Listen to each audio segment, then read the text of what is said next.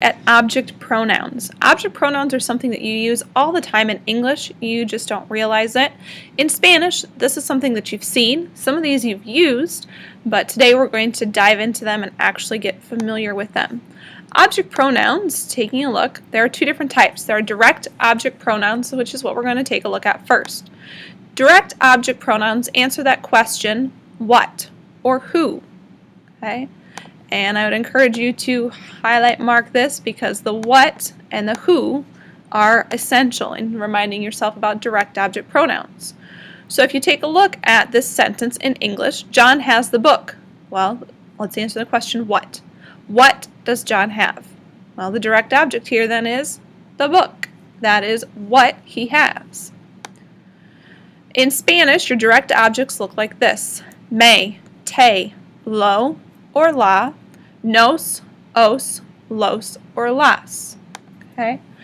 Depending on what it is that you're talking about, lo, of course, will be used if you're talking about something that's masculine. Him, her, you would say la, or depending on what it is that you're talking about, it could be lo or la. Something else that you have used in English, them. If you're talking about multiple items, okay? Los or las, again depending on the gender, whether it's masculine or feminine. Me, te, nos, os, all of those you've seen before. That's not new. You've seen those with reflexives, gustar, all of those things. But here we need to focus in a little bit more on the lo, la, and los and las. Direct objects go before a conjugated verb, so that's important to make note of. They go before a conjugated verb. If you take a look at the example here, John has the book. Oh, in Spanish we would say Juan tiene el libro. Well, whether that be in Spanish or English, we need to answer what. What does John have? Well, he has the book, el libro. So your direct object, to explain that he has the book, okay, instead of saying the book, we would say it, since it's just one book. And since it's el libro, that'll lead us to the direct object pronoun of lo. So putting it into a sentence to say John has it referring to the book, we will place that before the verb. Juan lo tiene. Juan has it. Okay. Another example, we see him. You'll take your conjugated verb, vemos. Him is referring to masculine, singular, so we would use lo. So you'll see lo vemos. She buys them. Okay. Them, we don't know if them is masculine or feminine, so we'll take the masculine side. So conjugate your verb, ella compra, and you'll notice los goes directly before that verb. Ella los compra. She buys them. Okay. The other side of this, we deal with indirect object pronouns. Just like direct object pronouns, there's a question that has to be answered. This here will answer the question to or for whom. Okay? So to whom, for whom is the question that we have to answer. With indirect object pronouns, you'll see I give the gift, or I give you the gift. I give the gift to whom or for whom? Well, that is you. To or for whom do I give the gift? That's you. So your indirect object pronoun, you. Okay. In Spanish, your indirect object pronouns, you'll notice, look a lot like your direct object pronouns. The only thing different is le and les. Again, talking about him, her, you, or it. Otherwise, you might be talking about them or you. Now, you've seen these pronouns with gustar most recently. Me, te, le, nos, os, les are used with gustar. Those are indirect object pronouns. If you think about it and you say me gusta, you're saying it is pleasing to or for whom? To me. Me gusta. Sentences that use those indirect objects, there's always going to be a direct object that's stated or implied as well. These indirect objects, just like direct object pronouns, go before the conjugated verb. Same thing. Okay? For example, I give you the gift. To whom or for whom? Okay? You. to you, a ti. Well, to replace that then with the you, we would say, I give, doy, el regalo, the gift, to whom or for whom?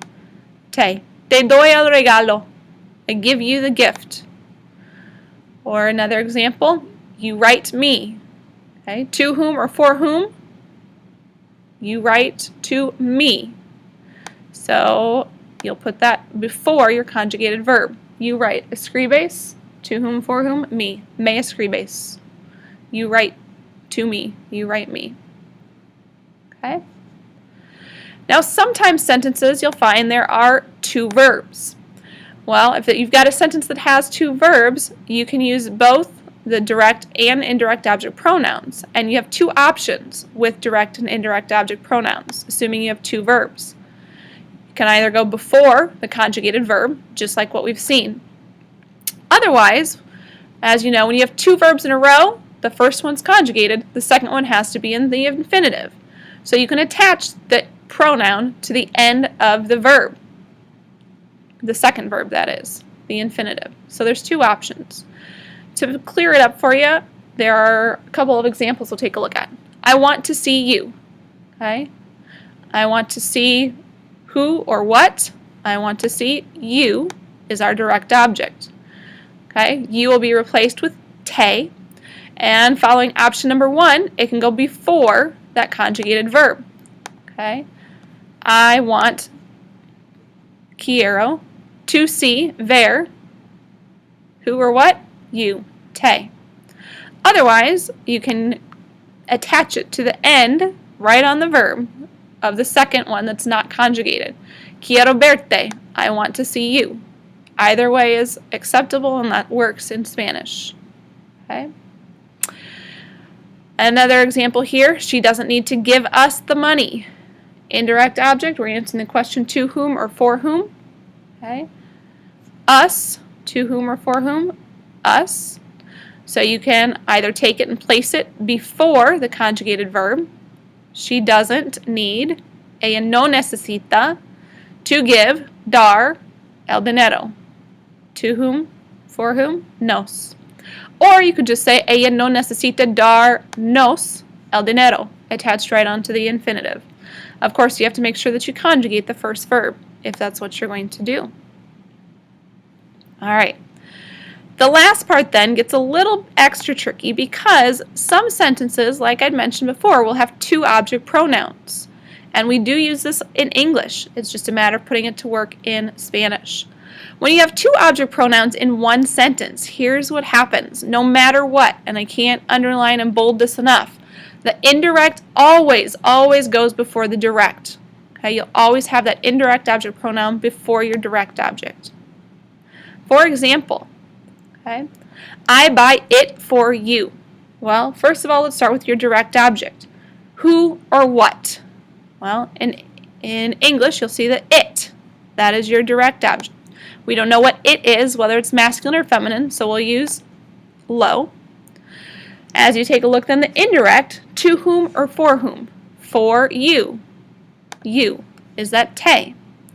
Now, kind of like when we use gustar and verbs like gustar, the best way is to go backwards. Okay? So start with your verb, I buy. Compro is the verb. Going backwards then, you'll find it, I buy what? It. To whom or for whom? You. So you'll see first is you, as you go backwards, this is your direct object, and then here is your indirect object pronoun. Okay? I buy it for you. She sells them to me. What are we talking about? Start with the direct object. Who or what? Them. Your los.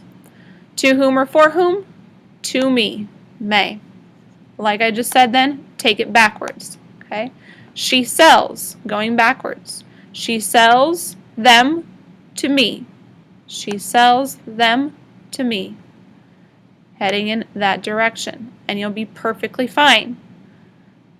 Okay, just like you've been dealing with gustar. One last thing is the one's kind of fun. It's called the la-la rule. The la-la rule, when you have a direct and indirect object and they are both in third person, both of them are going to begin with L. So the indirect object automatically changes to say. And basically that's because it's a tongue twister otherwise. So that gets a little bit tricky. I give it to them. Okay, so go through your direct object, who or what. It is going to become lo. To whom or for whom. Them is your indirect lace. So when you piece it together, like I said, going backwards, you end up with I give, doi, it, lo, to whom or for whom is your lace. Yo, lace, lo, doi. No, that gets complicated. So we change the indirect object to say. Yo se lo doy. I give it to them. Okay. We will talk about this more in class. If you have questions, please write those down and ask. Like I said, one of the best things I can tell you, just like with gustar, take it backwards and you will be okay. Just take your time and think through it. All right, bring your questions to class and we'll go over it.